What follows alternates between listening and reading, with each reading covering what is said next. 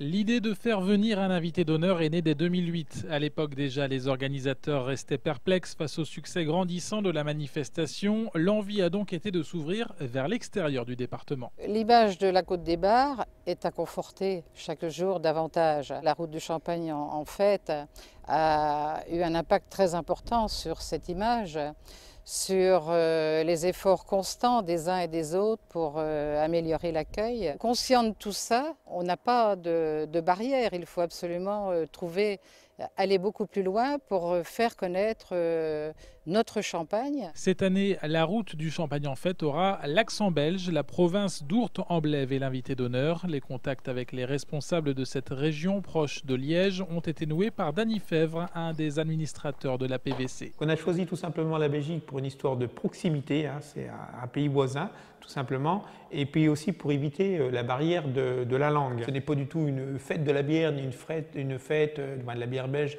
et des frites, hein, mais c'est juste pour amener un peu une originalité, donc pour donner aussi envie d'aller éventuellement en Belgique, puisque on est à 3-4 heures de la Belgique. Des groupes folkloriques jusqu'aux traiteurs. Il y aura un air de Wallonie dans le Bar-Sécanais début août.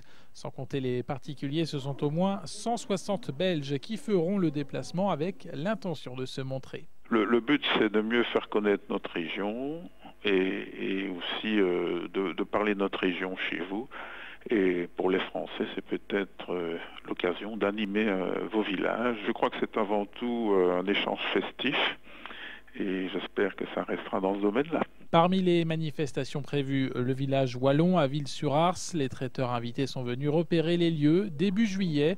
Ils investiront la salle des fêtes et l'esplanade. Au menu, salade ardennaise ou potée liégeoise, le tout marié aux bulles champenoises. Les petits villages sont très jolis, c'est très charmant, donc à première vue, on est très content d'être là et de participer à cet événement. Voilà, ici on va faire un petit restaurant belge qu'on espère très sympathique, avec une petite carte de nos spécialités régionales. On espère faire découvrir aux gens de la région nos produits et nos spécialités. Mieux faire connaître les spécialités, mais aussi mieux faire connaître un public belge qui vient déjà régulièrement tout au long de l'année dans les caves du département. Ce sera aussi l'objectif de cette route du Champagne en fête.